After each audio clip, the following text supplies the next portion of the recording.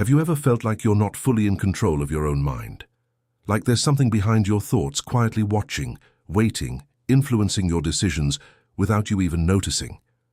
That feeling isn't random. It's not anxiety. It's not imagination. It's something deeper, something older. Carl Jung believed that every human being carries a hidden part inside them, a part that doesn't follow rules, a part that doesn't care about logic, morality, or identity. He called it the shadow. But what makes this idea truly unsettling is not the existence of the shadow itself. It's the fact that even Jung admitted he didn't fully understand it. And more importantly, he couldn't control it. The shadow is not just your dark side. It's not only anger, fear, or jealousy. It's everything you rejected about yourself. Every time you felt something and told yourself it was wrong. Every impulse you buried. Every version of you that didn't fit the image you wanted to present to the world. None of that disappeared.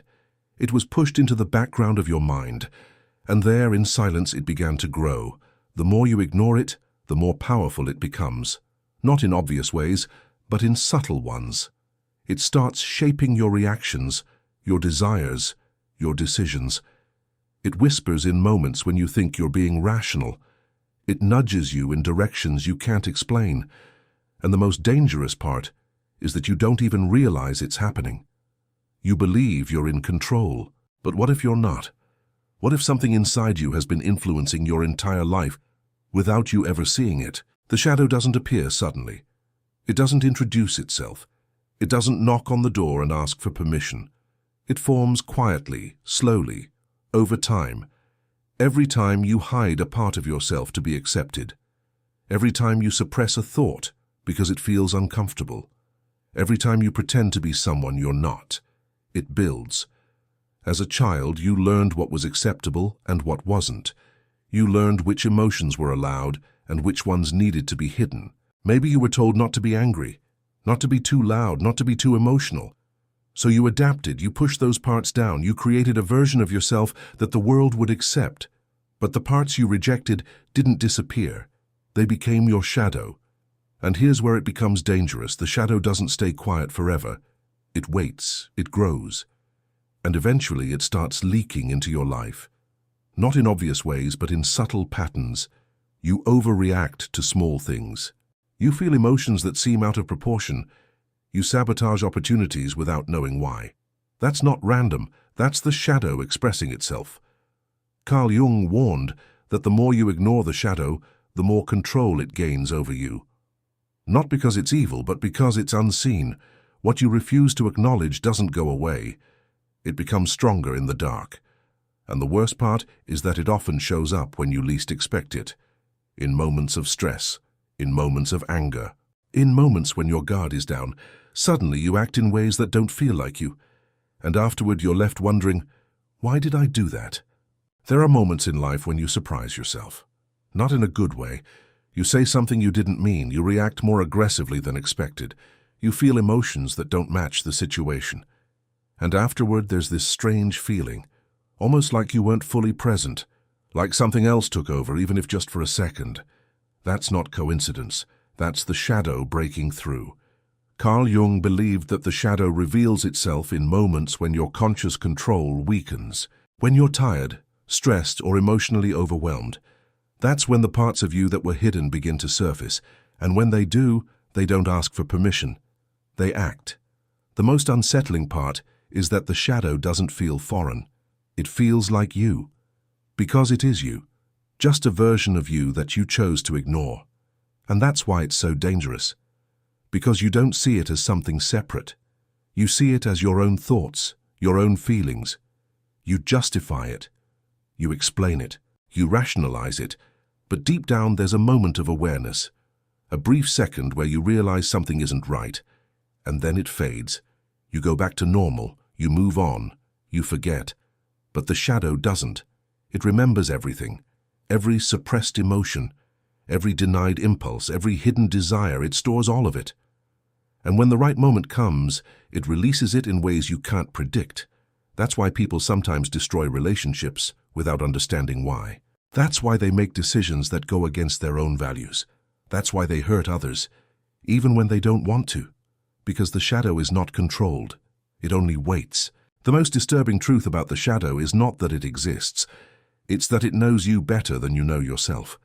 It has been there your entire life, watching every decision, absorbing every emotion, learning from every experience you tried to forget. It knows your weaknesses, it knows your fears, and more importantly, it knows exactly how to influence you.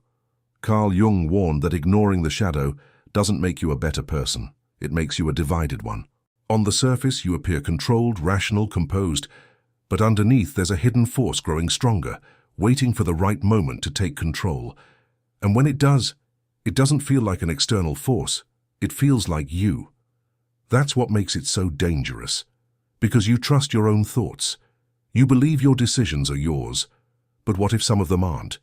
What if some of your choices are being influenced by something you've never fully acknowledged? That's the illusion. You think you're in control because you're not aware of what's influencing you. The shadow doesn't need to fight you. It doesn't need to overpower you. It simply needs to stay hidden. As long as you don't see it, it can guide you without resistance. And the more you deny it, the more freedom it gains. That's why people often repeat the same mistakes, the same patterns, the same destructive behaviors. Not because they want to, but because something inside them is pushing them in that direction. Something they don't fully understand. Something they've never faced. And until they do, the cycle continues over and over again. Carl Jung didn't just identify the shadow. He warned about what happens when you refuse to face it. He believed that the greatest danger is not the darkness within you, but your refusal to acknowledge it. Because what you deny doesn't disappear. It transforms. When you ignore the shadow, it doesn't stay passive. It begins to control you in indirect ways. You project it onto others. You see your own flaws in people around you. You judge them, criticize them, react strongly to things that trigger something inside you. But it's not really about them. It's about you. The shadow finds ways to express itself, even when you try to suppress it. And the more you push it away, the more distorted it becomes. It starts influencing your behavior in ways that feel justified, but aren't fully conscious. You think you're reacting to the world, but in reality, you're reacting to yourself. That's why Jung believed that facing the shadow is not optional. It's necessary. Not to eliminate it, but to understand it. Because once you see it, once you become aware of it, it loses some of its power. It no longer operates in complete darkness. But here's the part most people avoid. Facing the shadow means accepting parts of yourself that you don't like. Parts that don't fit your identity. Parts that challenge the way you see yourself. And that's uncomfortable. That's why most people never do it. They prefer the illusion of control over the truth of what's really inside them. But the illusion doesn't protect you. It only blinds you. So what happens if you finally face the shadow? What happens if you stop running from it, stop ignoring it, and actually look at what's been hidden inside you this entire time? According to Carl Jung, this is where real transformation begins. Not when you try to become perfect, not when you try to eliminate your flaws, but when you accept that those parts exist and you take responsibility for them, because the shadow is not something separate from you. It is you. And once you understand that, something shifts. The shadow doesn't disappear, but it changes. It becomes less chaotic, less unpredictable. It stops controlling you from the background because it's no longer hidden. You become aware of your patterns, your triggers, your impulses. You start seeing yourself more clearly, and that awareness gives you something you didn't have before. Choice. Instead of reacting automatically, you begin to respond consciously. Instead of being driven by something you don't understand, you start making decisions with clarity. The shadow loses its grip, not because it's gone, but because you've brought it into the light. But this process isn't easy. It requires honesty. It requires discomfort. It requires you to confront things you've avoided for years. And most people won't do it, because it's easier to believe you're in control than to question it. It's easier to ignore the shadow than to face it. But the truth remains. If you don't face it, it will control you and you won't even realize it.